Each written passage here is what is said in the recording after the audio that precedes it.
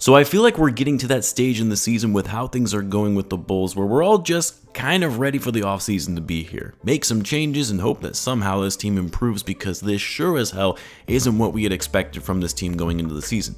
And so because of that, what better way than to start talking about some of the offseason decisions that are going to need to be made from the Bulls, especially as it relates to some of their free agents. And since I already talked about what the Bulls are going to do, or what they should do with Nikola Vucevic when it comes to his impending free agency in a prior video, today we're going to be focusing on Coby White and his upcoming restricted free agency and what it means for his future. So what's going on, everyone? You're listening to Bulls Central here. Hope you're all doing well.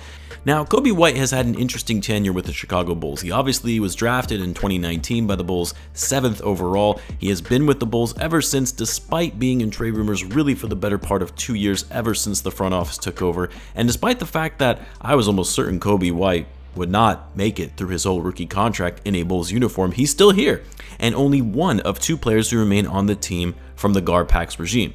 The other, of course, being Zach Lavine.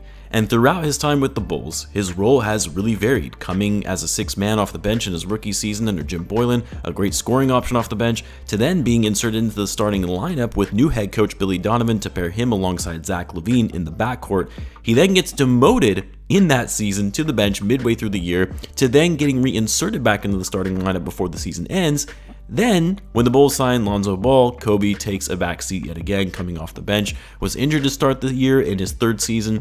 Dosunmu starts shining as a rookie, and even despite Lonzo Ball being out, Coby has still played a role in coming off the bench. And what I will say though, is that Coby, at least what it appears on the surface anyway, has taken his varying roles well. He's taken being in trade rumors well. He's taken limited minutes in games because the Bulls just have too many guards. Doesn't seem to complain, still cheers on his teammates, and just plays whatever role he's been asked to do. Like, I always give Coby a hard time for being one of the most inconsistent players in the NBA, but he's also had a very inconsistent role throughout his time in the league, and to be honest, hasn't really had the best coaching for his overall development. And the other thing I'll say before talking about his upcoming free agency, he's improved in a lot of aspects of his game this year.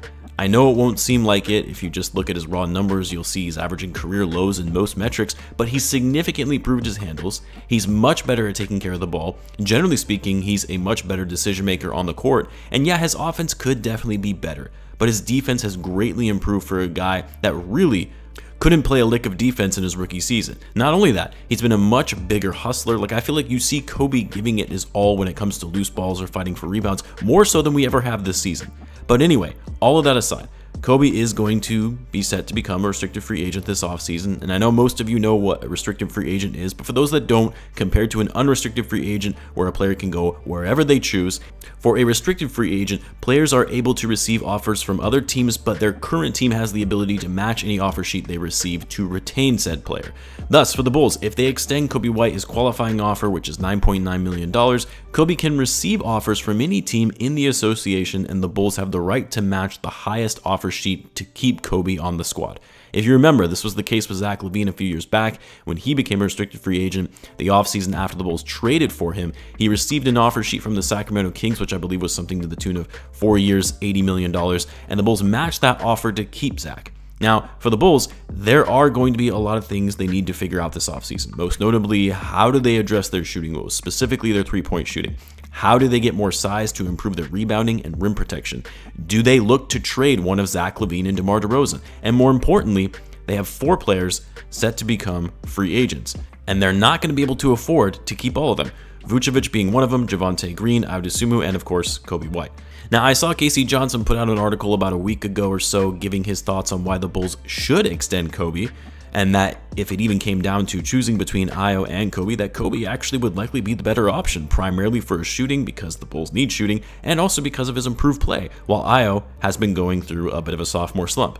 Now, with all due respect to Casey Johnson, he's become a friend of mine. He's been gracious enough to give his time multiple times in coming on the channel, but I disagree with his sentiment. Like, as much as I have been pleasantly surprised with Coby White and the improvements he's made this season, after I have been very critical of his overall play, it does not take away from the fact that he's still a very inconsistent player.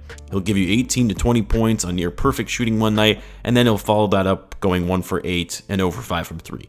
And it's also just the fact that the Bulls have way too many guards as it is, and they need to start prioritizing in other areas. Now, of course, that could change if the Bulls don't re-sign Patrick Beverley beyond this season. That opens up a roster spot in the backcourt. Who knows if they'll re-sign Carlik Jones after guaranteeing his deal for the rest of the season?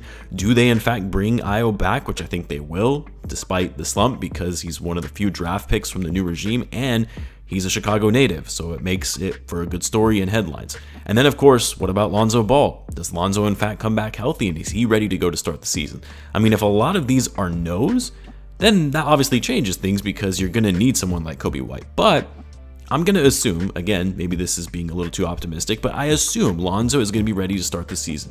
I assume Ayo is going to be staying around. And I would also not be surprised if the Bulls actually extend Patrick Beverley on a one-year deal. And the other thing I would not be shocked by is if Coby gets a pretty good offer from some team looking to add some shooting off the bench. A young 22-year-old player that does still have some upside potential. I wouldn't be shocked if Coby gets an offer in the range of 3 years, $40 to $44 million. I really do. And at that rate, I don't know if it's worth matching to keep a guy like Coby White. Not when your cap space is limited as it is, not when you really need to be making overhauls to the roster to really improve the team. There are much more important things to be focusing on as it relates to this offseason than retaining Coby White on a sizable contract. Now, if we were able to keep Coby White on the qualifying offer of $9.9 million, meaning he doesn't get any offers better than that, then yeah, that's another story. Keeping Coby White on that deal is worth it as it offers you more cap flexibility both for the now and future, since it would only be a one-year deal and a cheap one-year deal versus a longer-term contract. But I just don't see how Coby doesn't get a better offer sheet than that from some team. He's still a good player and has value in the league because of his shooting, albeit inconsistent shooting, and he's young. He's a player you can develop and work with for the future, and there will always be teams willing to overpay for players like Coby White. I just don't want it to be the Chicago Bulls and locking him up in a long-term deal when you already have Zach on the books for the next 4 years, Lonzo 2 years after the season, and Caruso for 2 years after the season as well. And they're also going to have to pay Patrick Williams, who will be hitting restricted free agency if they don't come to an agreement on an extension earlier next offseason. And look, despite the improvements we have seen from Coby as it relates to his defense, his overall ball handling, his decision making on the court, like that's great and all, but I still don't see that high of a ceiling for Coby White. I don't see him one day becoming an all-star, and with the contracts the Bulls have locked up between all of their guards, he simply does not fit this roster. Now, it's unfortunate because you're likely going to have to let Coby walk for nothing if you don't plan on re-signing him. It's why I was fully expecting he would be getting moved by the trade deadline, but of course, the Bulls did nothing at the deadline. One of the only teams that made no moves despite grossly underperforming throughout the season. That being said though, there is the possibility of executing a sign and trade. The Bulls did that for both Lonzo Ball and Lauri Markkanen when it came to their restricted free agencies, Lauri obviously getting moved to the Cavs and the Bulls bringing in Lonzo by way of a sign and trade. But sign and trades are also easier said than done, because if a team really wants a player as a free agent, why would they sacrifice giving up assets to get them when they could otherwise sign them outright? You have to get multiple parties to agree on said trade, meaning the two teams and the player and his agent. And generally speaking, the team that is quote-unquote selling in the event of a sign and trade usually has very little leverage as a result of it and doesn't get much value in return. That's why the Bulls only had to give up Tomas Satoransky, Garrett Temple, and a second-round pick to get Lonzo Ball, although maybe now with the fact that Lonzo has barely been able to play, that looks like a fleece job by the Pelicans. But the point being, if the Bulls do try and execute a sign and trade for Coby White once he hits restricted free agency, it's not going to be for much. You're talking about a second-round pick at best, along with some salary filler to equal whatever his new contract would be. But at the end of the day, that's what I think the Bulls should do. I don't think it makes sense to extend Coby unless, again, it's on the qualifying offer, maybe slightly above that, but my gut tells me he's going to get a decent offer sheet from some team on a longer-term deal. And given the logjam in the backcourt and the money the Bulls have committed to Lonzo, Lavine, and Caruso, and also Ayo, because I do still think it makes more sense to keep Ayo over Coby for his two-way potential as he enters his prime. But given all of that, I don't think it makes sense to prioritize Coby White, not when there are much bigger issues with this team at stake. And yes, I think the Bulls, if they can execute some sort of sign and trade to whatever team is giving him the highest offer sheet, great, just get something in return rather than losing him for nothing. But again, I don't expect much in return given the little leverage the Bulls will have in this scenario. I would love to hear what you guys think though. Let me know in the comments, and as always, be sure to subscribe, and I will see you all in the next one.